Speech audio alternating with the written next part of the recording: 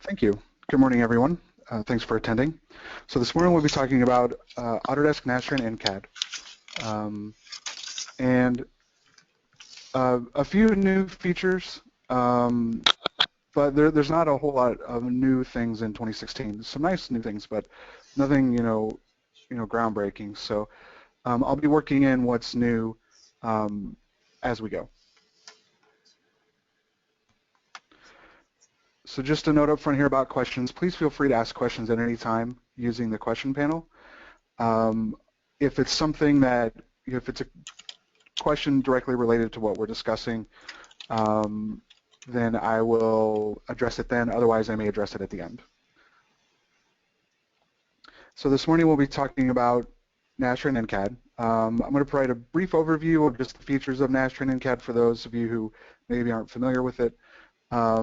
An overview of what's new in Nastran In-CAD 2016, and then we're going to do a whole bunch of sample analyses, a linear static analysis, nonlinear static, dynamic response, vibration fatigue, and buckling. So to give you an idea of some of the features that InCAD has and how it might differ from, say, Inventor Professional's simulation environment. So if you're not familiar with it, Nastran In-CAD is a general purpose tool. It lives inside your CAD system. So it works right inside Inventor. And there's some real benefits to that.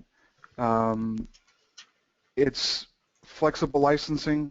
You can have one network license and use it in several different CAD systems, multiple users, etc. Muted. It is powered by Autodesk Nastran, the Nastran solver. So that solver has significantly more capability than, say, the Inventor Professional version, which can only do linear static stress with linear materials. We have a lot more options in InCAD. And the fact that it's just inside your CAD system, right? You don't have to go to another program. You don't have to worry about translation. You've got an interface that's very similar to what you're used to.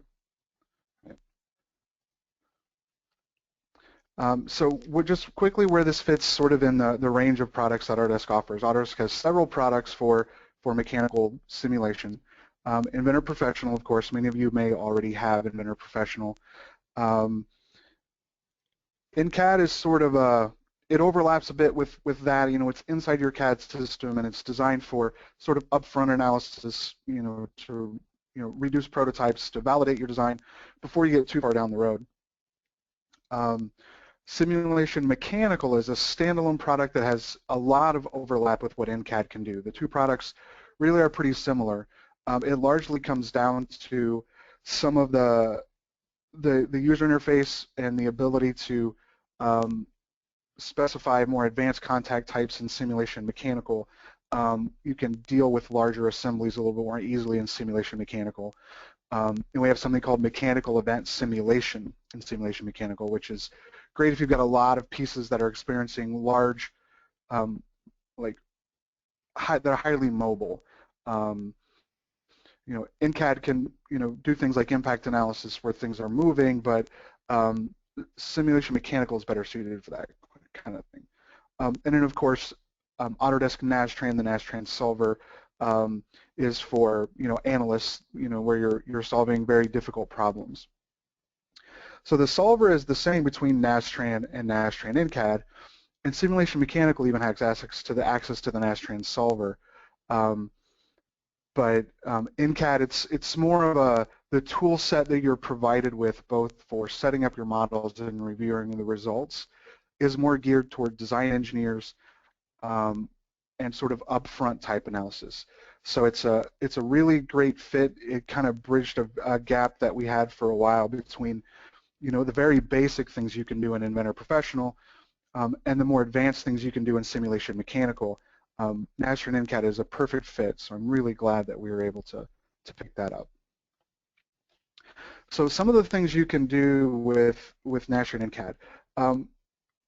Linear statics, and we're talking, like if we're talking about Inventor Professional, we can do these two. We could do linear statics and we can do normal modes.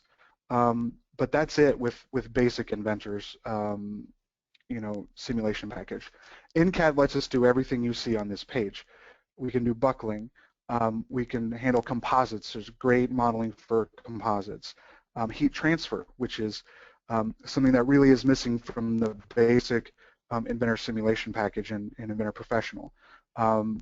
We have much better contact modeling in InCAD. Nonlinearity, both due to geometry and due to materials. And then a host of dynamic analyses, frequency response, random response. The fact that we can do all these sorts of analyses right inside Inventor is makes it a fantastic tool. And it's great. You have a model, you just hop right into the Nastran In-CAD environment, and you can run a pretty advanced analysis pretty quickly without having to worry about translation and changes to your model having a big impact on your setup in that other program. So as far as what's new in InCAD 2016, there have been some really nice UI changes. The initial release of InCAD 2015, the entire environment was sort of always present in Inventor, and so if you meshed something, for example, your mesh would be on there, you'd have to go to the tool and turn it off. You couldn't like exit that environment like you do the other sort of environments in Inventor. That's changed now in 2016. It's just there. And there's a nice new meshing progress bar. Gives you a little bit more feedback about what's going on versus the surface mesh versus if it's generating the solid mesh. And also your ability to cancel meshing now is a lot better. Before, it would kind of get stuck in what it was doing and it would end up trying to finish. And if you had maybe specified a wrong mesh size, you'd have to wait for it to be done. Now it's a lot more responsive. Some new load types. We can apply moment loads on solid element faces now, which is nice. And a big one, remote forces. Your ability to apply a force to a face that's working off the model. It can really it can really help you avoid modeling things that don't maybe necessarily have a lot of value in the current analysis, or maybe you're not quite there yet. You can apply a force that on something that's not quite there yet before you get around to designing it. So an example would be you need to figure out how big your moment arm needs to be for something. You could apply the remote force and work with its location to define, maybe the length of this structure you have to build before you actually model it. Pick a value, model it, and then test it. And if it's wrong, change the geometry. Right. Some new contact things too. Automatic contact creation, which is really great. That was one of the big differentiators between InCAD 2015 and Sim Mechanical. Was Sim Mechanical presumes that if surfaces are in contact, that there should be some sort of contact specified between them. InCAD, if you didn't specify contact explicitly, it did not exist. And so if you had a very large assembly with a lot of contact, it could take you a long time to specify all of those contacts. In 2016 now, much like in the Inventor Pro environment, we can say, if you find two faces that are in proximity, who are effectively touching, assume there is contact between them and create a contact pair for that contact. And then you could go to each pair and specify, what contact is what. And then, of course, they've changed some of the terminology to sort of match Inventor simulation. Bonded versus welded, I think, is the big one. In Inventor Pro, the terminology was bonded. In InCAD, it's welded.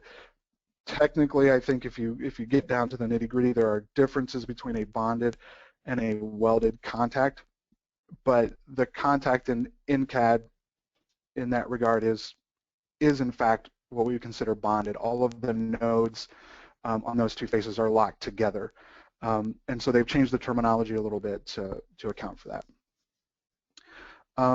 So before we move on to the specific analyses, there is one question. How does accuracy of InCAD compare with Sim and Nastran? So basically, is there any issue with accuracy using, say, Nastran In-CAD versus simulation mechanical, or Autodesk Nastran, just kind of the Nastran solver? The short answer is no. InCAD uses the exact same solver as Autodesk Nastran. It's exactly the same solver. Sim Mechanical also has access to the Nastran solver. So if you're talking about just pure solver, all three programs use the same solver. So if that's the case, why does InCAD exist? It really comes down to pre and post processing. Your ability to set up the model, what tools you have at your disposal for model setup, and what tools you have at your disposal for results review. Autodesk Nastran is just a solver. When you get Autodesk Nastran, you have to purchase a separate pre and post processor. A really common one is something called FEMAP. That's what used to be bundled with Nastran before Autodesk acquired NEI. And depending on your pre and post processor, it may be easier or more difficult to set up a model in a way that more closely approximates reality. Depending on your pre-processing tools, you may make some assumptions just because it's easier to set your model up. But all of that aside, when you're talking about accuracy of your solution, the way you set your model up, the assumptions that you make, the way you model the shapes, all of that has much more impact on the accuracy of your results than the specific solver that you use. Most of these solution methods, they're well established. The solvers, I think, from company to company largely differ in how they approach the solution itself, how they arrive at the solution. But I mean, for most of this, well, the Nastran solver's been around for, about 50 years or so, the basic idea of it. So it's been put through its paces. So the solver that InCAD uses there's no question about its accuracy. It really comes down to your assumptions. And I think the last example that we're going to do today about buckling, that might actually illustrate that. I use two different models that are very similar, geometrically slightly different, and the results you get are significantly different. And it really boils down to an assumption. Is your geometry exactly perfect, or is there some initial deformity or deviation? So we'll see that toward the end of the presentation. Thanks for the question. That's a great question. So a few more new features in post-processing. We can now probe nodal results. We could do that in 2015. It was not immediately obvious how you would do that, but now we just have a button that lets you hit the button and then review, the results of particular nodes. Another really nice one, automatically load results of previously solved models. In 2015, if you ran a solution, close the file, open the file up again, or maybe if you have different analysis in the same file, if you switch between analysis, you would have to manually load the results from a previous run. Now it'll try to load them automatically. It's just sort of behind the scenes thing that just makes it's a nice quality of life thing. And we can now display safety factor results. This is something that I mean, it's nice if you can plot it. I'm not a huge fan of safety factor. To me, it's kind of presumptuous if you apply a number to whether just a single scalar value of whether something is good or bad. There's often, I think, a bit more interpretation required, but it's something that's in Inventor Pro. The fact that you can just show a safety factor plot, we can do that now in InCAD as well. And the results of that, specifically what is shown in the safety factor plot, is a combination of the material properties that you specify and the failure mode. Right? Depending on the material type, you may want to show the safety factor based on, say, the yield stress if it's a ductile material, or if it's a very brittle material, you may want to base that safety factor, say, on the ultimate, like the UTS. So use the safety factor plot wisely. just keep that in mind. Make sure you understand how you're comparing, say, the von Mises stress to the appropriate material property based on the type of material it is. Otherwise, the plot can be a bit misleading. So, but again, that gets back to the accuracy, the assumptions that you make. And just a few other niceties, selection filters now, we can filter out what we're picking. There are a few issues with that in 2015. Sometimes you would get stuck, if you only want to pick faces, there was no way to filter out. InCAD didn't obey what the overall inventor application selection method filter was. And now, at least in the add-in, we have the ability to specify that filter. Materials changed a little bit. In 2015, when you wanted to load a material, you would always choose between the InCAD library and the Autodesk libraries. In 2016, now the Autodesk libraries just come up by default. You can still load if you used some of the default materials, if you haven't added your own, or if you've got your own, even better, if you've created some of your own materials and saved them into an InCAD library, you can still load those materials. It's no big deal. It's just there's no button right there on the UI to load it by default anymore. And one last one that's really nice, you can define your unit set in the browser. That was something that, prior to 2016, it would always take your units that you were working in off of the document units of the inventor file. Now we can specify unique units for just the analysis, which is really nice. If you're in your analysis, if you want to work in, say, metric units, but you need to design and detail in English units, you don't have to you don't have to make that decision for the overall document. You can make analysis-specific unit decisions. So, okay. So with that, I think we will dive into some actual sample analyses. So this will probably take up the rest of the hour. It maybe depends on questions and if I run into any hiccups. But we're going to do technically five different analysis types. We're going to do linear and nonlinear static. We're going to do a frequency response. We're going to do a vibration fatigue analysis, and we're going to do a buckling analysis. So this first one, linear and nonlinear static, this is one of the prime differentiators between, say, Inventor Professional and its simulation environment and InCAD. Inventor Professional can only account for linear analyses, be it your materials behaving linearly, meaning their stress-strain curve is linear to the point of yield, and only if the analysis itself is linear, meaning you stay on the linear part of the curve. So if you need to investigate what happens to your model, either if your stresses are getting beyond the yield point, if you would have permanent deformation, if your material properties themselves are nonlinear, like there's something like a rubber or an elastomer or something like that, we can't do either of those in Inventor Pro. But there are also more subtle things. Some analyses, just by their very nature, are inherently nonlinear, and that's the example I'm going to show you here. It's not that we're necessarily getting into the point of where the material might be yielding, but just the basic geometry. And fundamentally,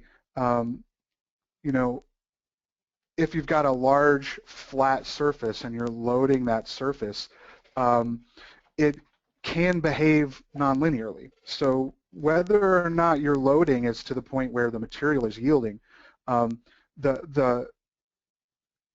the part starts to deform, the change in shape, it's almost like feedback. It stiffens naturally because of that change in shape. And linear analyses cannot account for that change in shape. They calculate what's called the stiffness matrix for the model as is, and it's presumed in a linear analysis that your deformation is going to be very small. Now, very small is definitely a qualitative term, but you know, even small deformations can lead to nonlinear phenomena. And if you only have Inventor Pro, you may not ever know unless you've got experience with that specific, geometry, or if you've, just through experience or prior work, you wouldn't necessarily know that nonlinear effects are coming into play. So let's take a look at a concrete example of that. This is a model of just like a little step stool. I have a couple of these around the maybe it's made out of some sort of plastic. And obviously, if you've got a step stool, you don't want that thing to, you obviously don't want it to collapse. Of course, that would be extremely bad. But even if you're not talking about collapse, when you stand on a step stool, it's a bit, a little scary if it deflects, more than a little bit. You're like, am I on a trampoline, or is this thing actually going to support me? So it's just from a pure product quality and appearance standpoint, it can't move very much. Even if it doesn't fail, even if it just gives quite a bit, you don't want it to give. So we're going to investigate that. Now in this case, I have just a pure surface model. This is another nice thing with InCAD. We could do thin bodies in Inventor Pro now, but it's kind of limited in what we can do. It has to automatically kind of figure out, what those thin bodies are. In CAD, we have, fundamentally the shell element type, and it just gives us some more capability to solve problems like this. Because anytime you've got a large flat surface that the thickness is rather thin, to get, if you were going to model it as a solid, your element size has to be extremely small to make sure you get a few elements through the thickness. In this case, we're just going to use shells, and so we can get away with a larger element size, which it solves much faster, but also it's going to give us generally a more accurate solution because we're not having to get very tiny elements through the thickness, and even just a couple elements through the thickness is not necessarily, going to give you, going to be very accurate. So again, this gets back to the accuracy question. It's not a matter of the solver being able to do the math right. It's how do we set the problem up, right? And InCAD has better tools than Inventor Pro, I think, for making sure that we can get an accurate result set.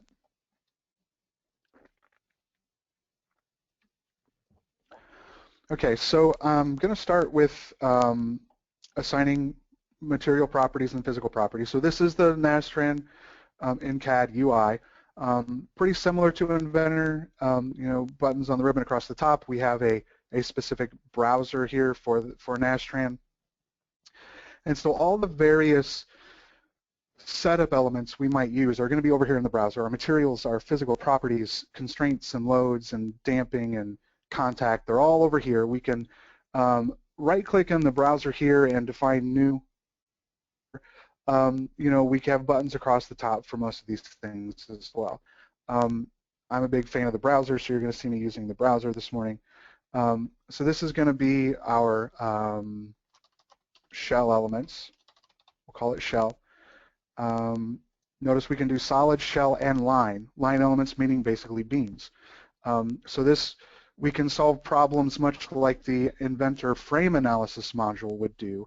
But again, we have a lot more capability, I think, solving beam models in InCAD than the frame analysis module in Inventor. Biggest of all, we don't have to model all of the framework to first do the solution.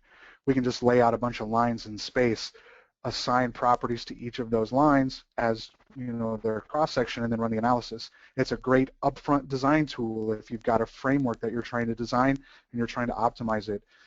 You can start with a framework. You can easily add or remove geometry and specify cross-sections to get the design right, and then just basically document it by laying the frame generator elements on top of those lines. We're going to have shell elements. When we have a shell, we need to specify a thickness. Think about this for a minute. I'm trying to remember what thickness I used before. I believe we just went the 1/4 inch thickness, but we'll see how that works.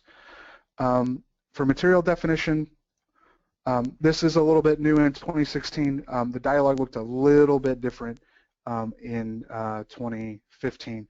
Now we have a big select material button here up at the top, and it automatically loads just the Autodesk libraries. We can still load, say, the NEI material database that has always come with the software. Unmuted.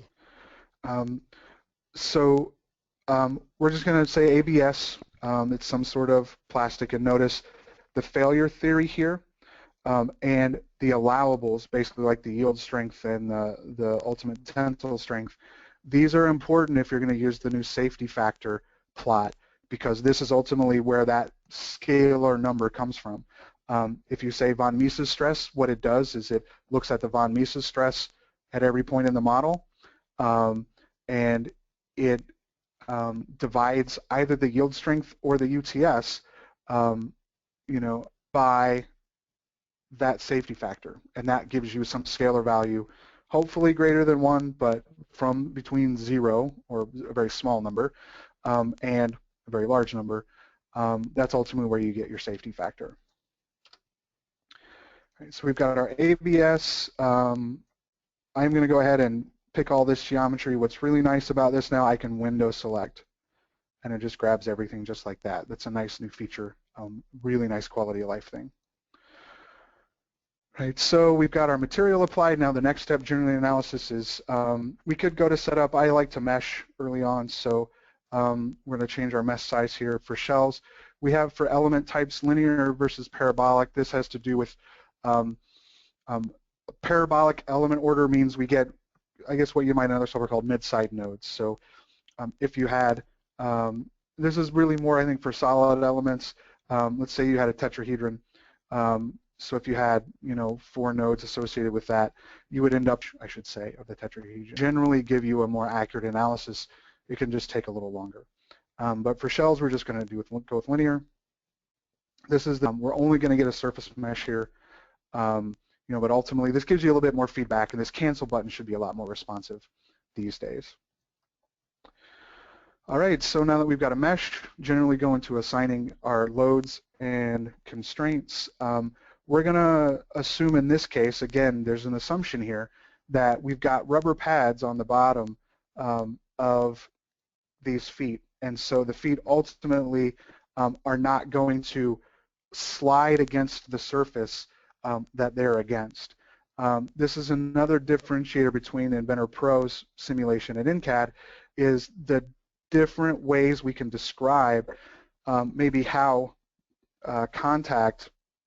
these faces contact. If we had modeled the floor in this case and we wanted to assign contact between the floor and the feet, we have a lot more options when it comes to InCAD because of the ability to explore nonlinearity. So if we wanted to investigate the situation where not only do these feet slide, but as they slide, maybe there's deformation, and so they don't stay completely flat on the floor. If they buckle out and then rotate up a little bit, we can explore that in InCAD because we can account for large deformations. In Inventor Pro, we can't do that, and so again, back to the accuracy thing. If we can account for nonlinearity, that's one less assumption that we're making. We don't have to assume that this stays flat on the floor. We could assign a contact type that would allow for them to separate and slide against each other and separate, however they might in reality. That's a much, that assumption is much closer to the real situation, and so our results ideally would be better. Right, so we fixed the feet on the floor. Now we're kind of going almost for like a worst case scenario. Let's say someone was up on the ball of their foot, reaching onto a really high shelf, so they're concentrating all of their weight just kind of on the ball of their foot. So I've separated the face here, and notice how InCAD it has created this surface separation. It's just the split command to split this face. it has created nodes everywhere along that edge. So this is one way in InCAD that you can control where you get nodes, is you could split a face. It doesn't have any real impact on the geometry itself, but it does have an impact on the mesh because there's going to be a node everywhere, along that edge. And we're going to put a load here of, I'm a pretty big guy. Maybe I'm rating this stool for 300 pounds. What do we get?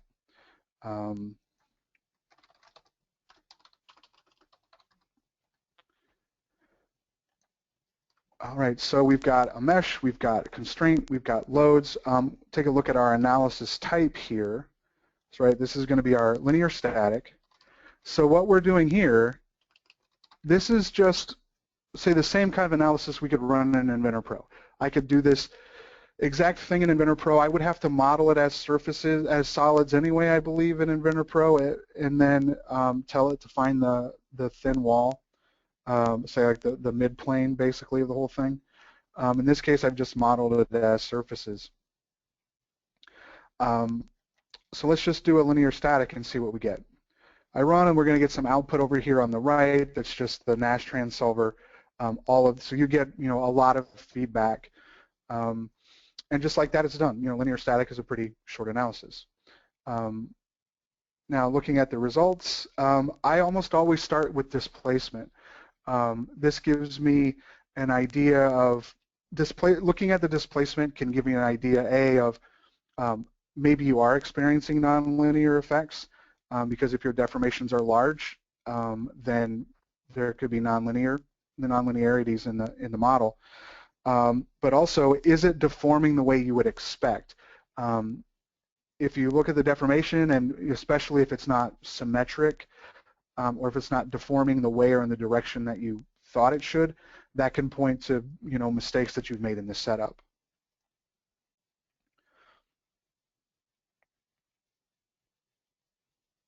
So here's our visualization, and we can see we're getting a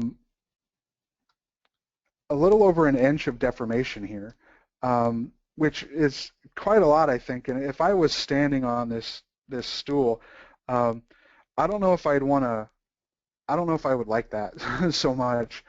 And if I was, and it could be even worse if somebody was like, if you were carrying something heavy, if it was, maybe 350 or 400 pounds. Let's take a look at maybe the von Mises, in this case, shell von Mises. And what we're seeing here actually is we're seeing pretty high stress values. I believe this is even beyond the UTS. We could take a look at the new safety factor here, a minimum of 0.6. So ultimately, this is falling apart, right? This isn't going to work. This stool, as designed with that thickness, if we look at just a pure linear analysis, doesn't work. So then what do? Maybe you start adding ribs. Maybe you make the whole thing thicker. You're adding more material, driving up the price, right? And this is a decision that we're making, just with linear static, and it may be a decision that we're making based on what Inventor Professional is telling us, because that's the only tool we have at our disposal. But maybe we've done this kind of analysis before, maybe we have some history, maybe we know, well, I designed a stool like that, in the past, and it's really pretty much the same geometry, and I know it didn't really deform like that. Something isn't right. Well, all we have to do is change our analysis type and make sure we're accounting for large, and then run again. Let's see what we get. Right, so this nonlinear analysis can take a little bit longer, right? It's iterating, right? So it's going to be going through multiple iterations, and it's doing that because it's taking the load that you specified and it's inching it up toward the total. So it's applying a little bit of the load set and then solving. And then based on that, the deformation from that load application, it's recalculating the stiffness matrix and then running with the higher load, the next load step up. And again and again and again until it gets all the way up to the full load that you had specified. Right? You can control in your nonlinear setup how many steps it takes to get there. The default is 10. You can also control whether or not you're getting intermediate output, meaning are you getting result sets at every increment. This can be good if you want to see if something ultimately is failing, at what point does it fail? This gives you the ability to look at all of the results as it steps up, so you can see through the whole thing, when is it going to actually start to fail or fall apart. So let's take a look here now. We're going to look at the exact same result, right? For our top, we only had one. We didn't keep our intermediate output on. So we're going to be looking at our safety factor. And now, if you recall, it was about 0.6 before, and now we're at almost 1. So there's something definitely different. And if we look at our displacement, our maximum displacement is now 0.7 inches. This is significantly, that's like half of what the linear analysis said, right? So we're actually seeing less displacement than in the linear static, just by virtue of accounting for these nonlinearities. And the deformation is actually slightly different as well. We're not quite so, it's not quite so much of a funnel. The displacement is more distributed throughout that entire face. And this is definitely closer to reality. If we look at our shell von Mises, our maximum in the model now is 1545, where before it was 5,000, right? So we were seeing 5 kips here in the middle with the linear analysis, and the nonlinear analysis is showing us less than a third of that. So where before we were basically blowing the stool up by stepping on it, now if we account for more realistic geometric effects,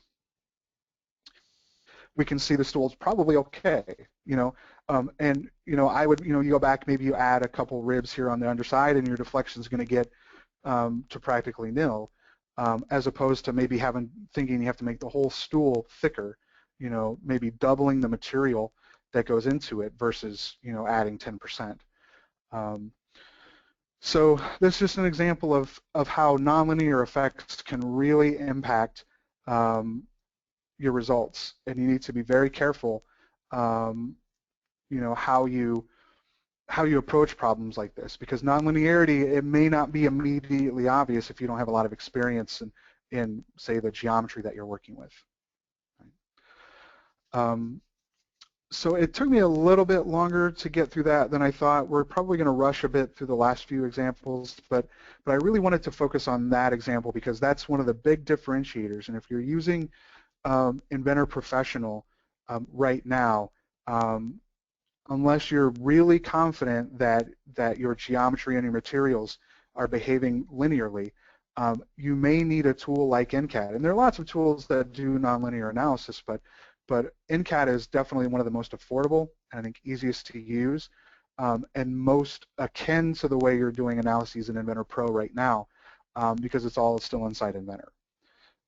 So just give that some thought, and if you do have concerns or a question about it, you can always contact your local Hagerman rep, and we could talk with you directly to take a look at the problems you're solving and see if maybe you'd benefit from a nonlinear tool. Keep in mind, it's not that Inventor Pro is wrong or giving you bad answers. It's that maybe you're trying to put a screw in with a hammer. In this case, it's just not necessarily the right tool for certain analyses. Right? Well, I don't see any other questions just yet. We're going to move on to our next example. If you have questions, again, please feel free to ask them at any time. We're going to take a quick look at a dynamic response. Basically, we have a part, it's being excited at some frequency. What happens, right? In Inventor Pro, we can do modal analyses. We can, get normal modes. Basically, we can determine what the natural frequencies of the model are, and then, if we expect that our model is going to be excited at or near those frequencies, we can maybe tweak our design to avoid those modes, right? but that's about all that a normal modes analysis will do for you. It can tell you, given the current geometry, what frequencies should you avoid. It won't tell you, well, if we can't avoid those frequencies, you know, what's going to happen to our model if it gets excited at or near those frequencies, or how sensitive is it? How close to those frequencies can we get before things really start to go off the rails? Inventor Pro can't do that. Nastran In-CAD can, right? So let's take a quick look at this. If you attended our webcast earlier in the year, I used this same example, but it's just a really nice, quick, simple example. We just have a bracket here, and this bracket is affixed to the table. In this case, you know, if nothing else, in the interest of time, let's just say it's welded down to something, right? So it's not going to, this face isn't going to move, but everything else can flex. So we'll just hop into our InCAD environment, and I'll do this pretty quickly in the interest of time. It is a solid.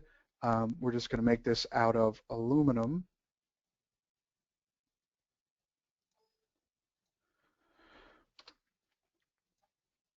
So we've got our material properties, change our mesh size maybe to a 1/4 inch here.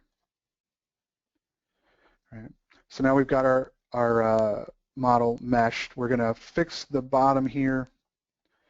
We're going to apply a load. So maybe we're loading this thing, say, at this hole, maybe, you know, 100 pounds down.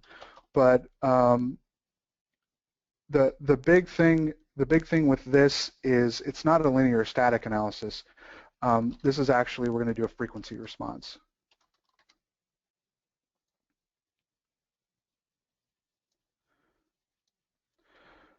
And when I change my analysis type, when I assign a load, notice we get some more choices here. Ultimately, we can describe how does this load vary. Does it vary, say, with frequency?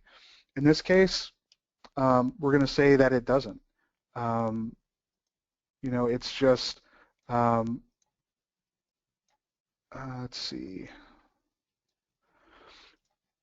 You know, what I would do normally here is do a modal analysis or a normal modes analysis to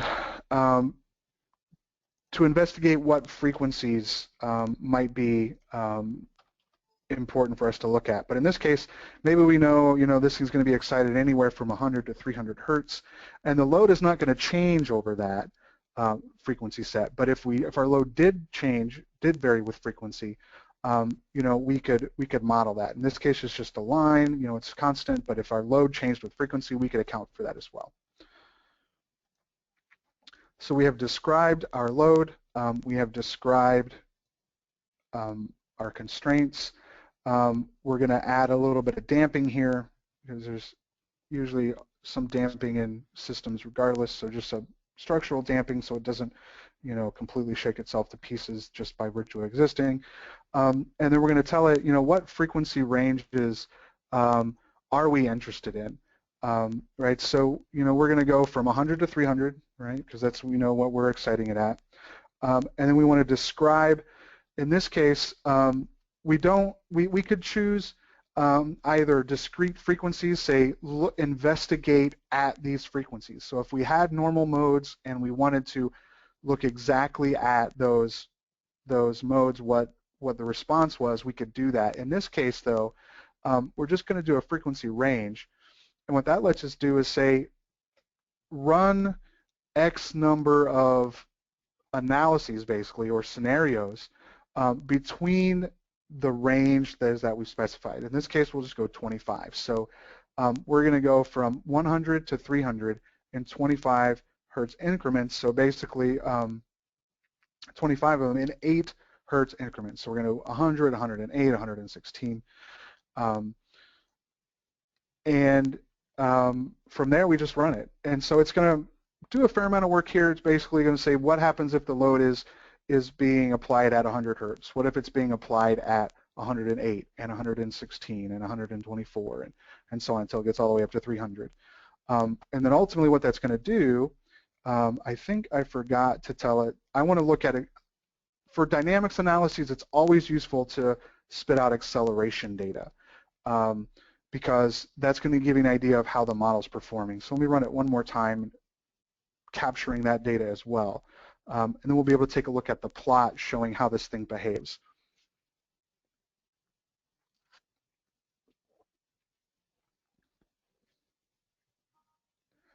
There we go. So we can plot all sorts of data here. What I'm going to do in this case is we're going to plot basically linear acceleration versus frequency. So displacement would be a similar curve, but acceleration gives you kind of a better idea of what's going on, I think. We can take a look at here by doing a range versus specific frequencies. This gives us an idea of just how sensitive this model is to vibration. Basically, we can see at 212 we've got a peak here, but even at like 204 and 220, we're still seeing a significant amount of linear acceleration, and we could change that to displacement if we wanted to. And see, it's a similar shape, right, because it's just a derivative, but we're actually getting significant displacement, even at frequencies sort of near that peak. So we better probably avoid this particular range of frequencies unless we want problems. And what you'd see if you did a normal modes analysis, we would have a normal mode very close to 212 hertz.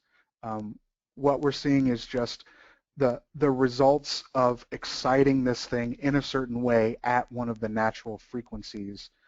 And ultimately, it's not good. When we get close to the natural frequency, one of the natural frequencies, we end up with significant displacement.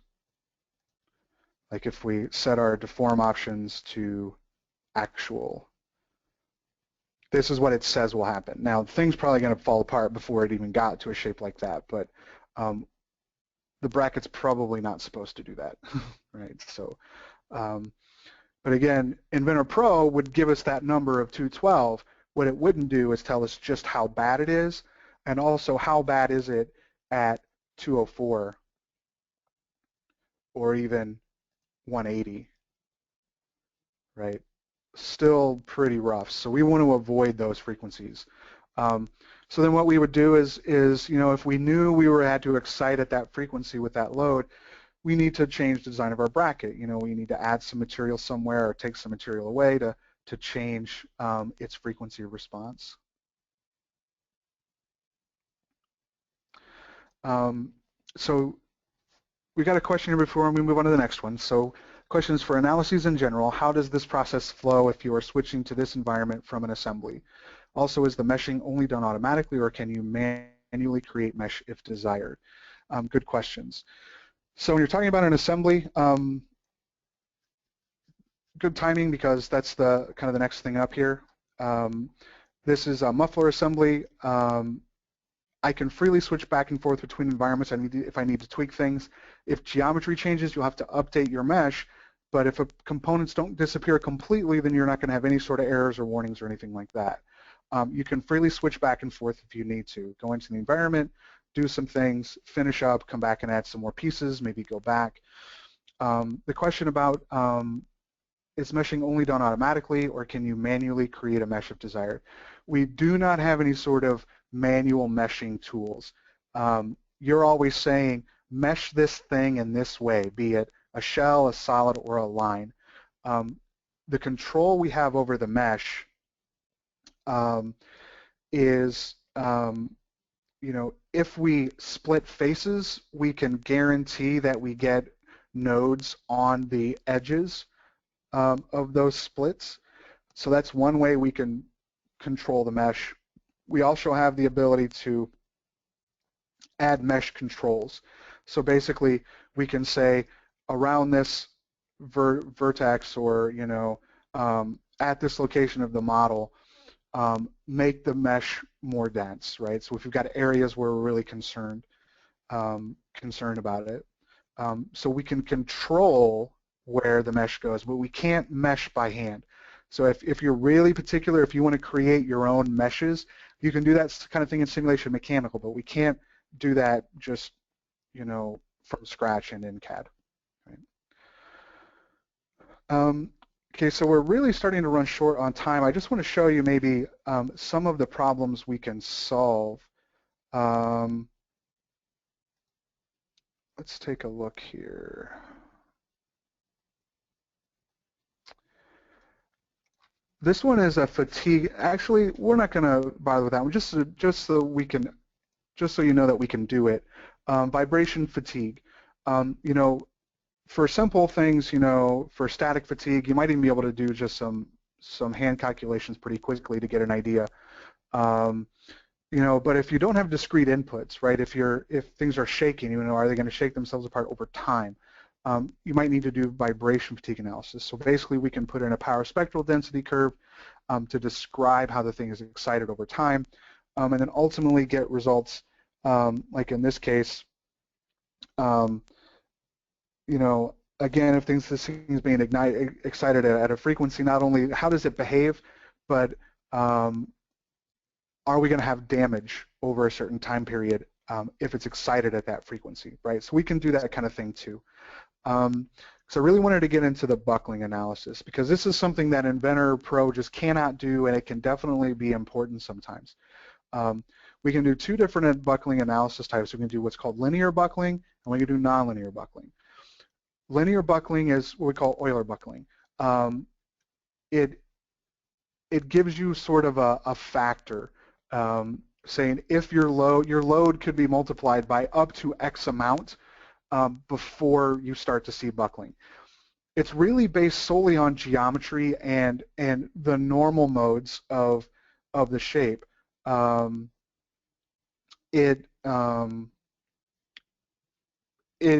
It really is all just geometry. It doesn't account for how the thing might actually deform under the load. Some things qualify very well for linear buckling. Other situations don't. If you're not well acquainted with how your geometry might behave under its potential buckling load, you may need really to do both analyses just to see. And so the example that I want to use is we're going to keep it really simple. It's just going to be a pipe. Right, so I have a simple pipe here, and again, I'm using a shell model here, mostly because they just solve really fast, and we don't always want to wait around for that stuff to solve during a webcast. And this is going to be very straightforward. It's going to be a shell model. We're going to make it out of just aluminum. I'm going to go through this pretty quickly here. We'll constrain the bottom. Oh, I need to provide a thickness, of course. Let's do 0.1. Fix the bottom, and we're going to put a load on the top. And let's say maybe we're going to have 500 pounds, right? And I want to do a linear buckling analysis. So assuming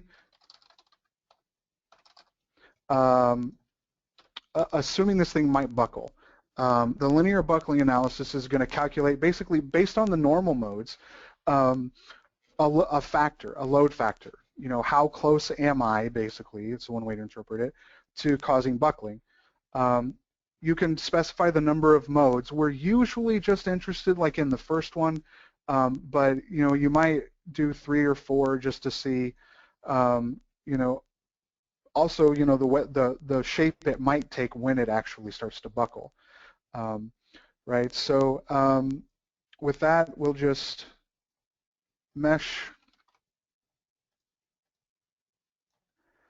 and run it.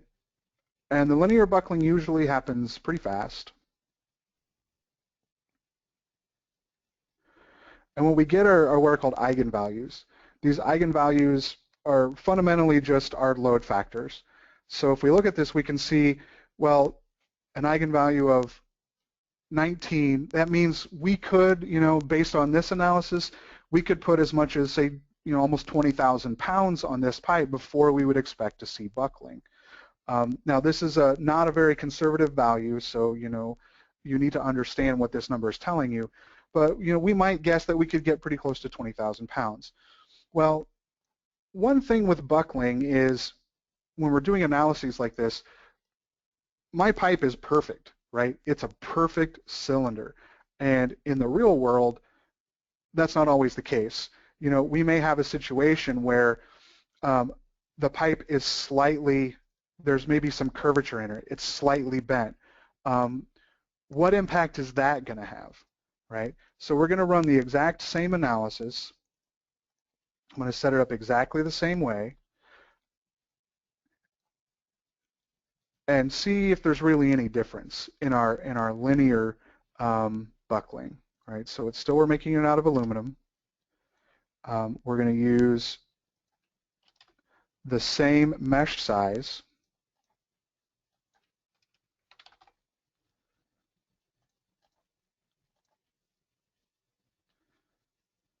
We're going to load it the same way, right? Fixed at the bottom, 500 pounds at the top.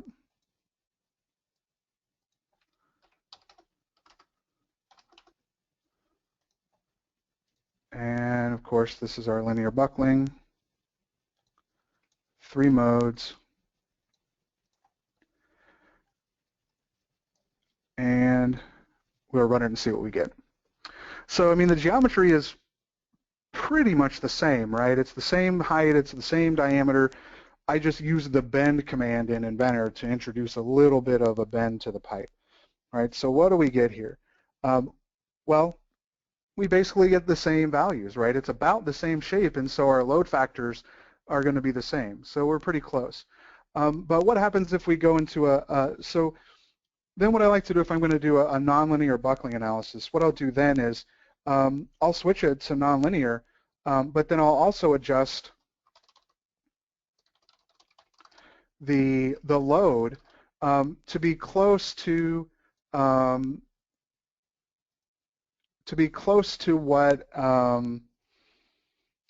what I think the failure load is going to be, right? So it said we could get close to 20,000 pounds.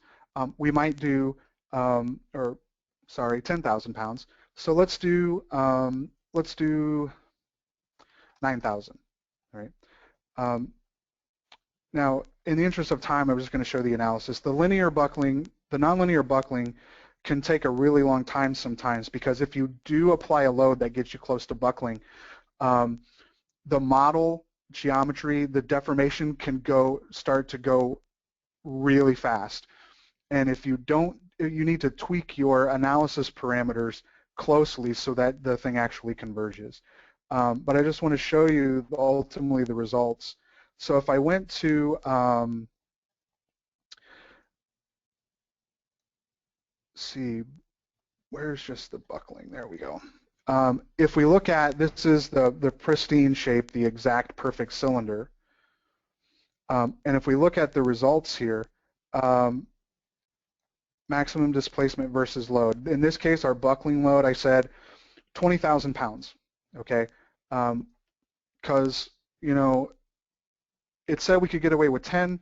I ran the analysis, and ultimately what I saw was, well, yeah, we can actually get to almost 20,000 pounds in this case before the thing starts to go crazy, starts to actually kind of become nonlinear. But again, that's when it's because it's a perfect cylinder. If we look at the predeformed shape,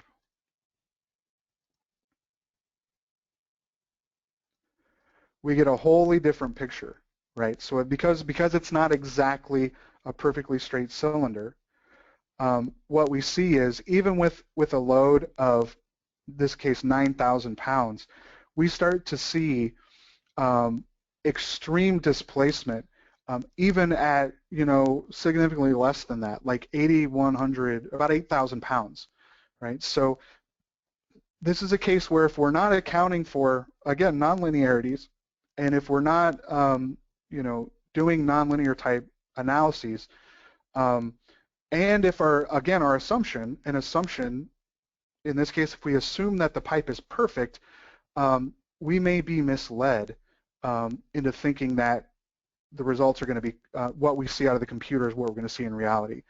And what this tells me is Yeah, I mean, I introduced I would say a fairly significant bend in this pipe. Um, but even a little, what this tells me, I think, is even a very slight, deviation from a perfect axis, which is always going to be some deviation over a length of a particular size beyond some point. Um, the load that it could carry is going to be significantly lower than if it was a perfect cylinder, right? And again, this gets back to the accuracy thing. So, okay, well, I think that pretty much we've run ourselves out of time here. Or I've run us out of time. So let's just, there's one more question came in while I was discussing one of the other models, and please, feel free to ask any other questions you might have about InCAD, its capabilities, how it compares to Inventor Pro or Sim Mechanical, and I'll address those when you ask them. So the question here, did you create the stool surface model from a solid model? Actually, let me see. I think I created it as a solid first. It just seemed easier to do um, in this case. Let's take a look. Yeah, I did. Um, I actually did. I created a solid and then I offset. Um, then I did offset surface. Right. So I started basically with this shape and then smoothed it out and then shelled it. Right. So now we have the basic shape of it and then cut out the sides. Um, and then actually, I don't know, I played with this a little bit. I was kind of rushed for time, and so I then cut it into quarters so I had fewer choices to make for the offset surface. And then ultimately, mirrored it again. So, um, but again, this is Inventor, it's all parametric. So if I wanted to investigate changes to the stool and how that might affect things, first of all, if it's a shell model in InCAD, I can just directly change the thickness of the surface. It's not a big deal. But if I want to explore maybe if we make these, indentations a little smaller, all I have to do is go back to the very beginning. And because it's all parametric, as long as I don't make really crazy changes, it all just updates down the line. My surface is now updated, right? And then if I go back into InCAD, um, nothing is necessarily exploded, nothing's blown up. I'll need to update my mesh, but ultimately that's all I need to do before then just running the analysis again. I don't have to, go back and reapply a bunch of loads or constraints or anything like that, right? I ultimately just need to, and you can see the difference here in the model. I would just need to update my mesh and rerun the analysis. So that's one of the great parts of it all being inside Inventor, is that I can easily just make a quick design tweak, update my mesh, and run it again. I don't have to worry about things falling off, because the surface changed a little bit, and then when I remesh, it blows everything up. Like that can happen sometimes in Sim Mechanical if you're not careful. Here, I just update the mesh and run it again. So, good question. Any other questions?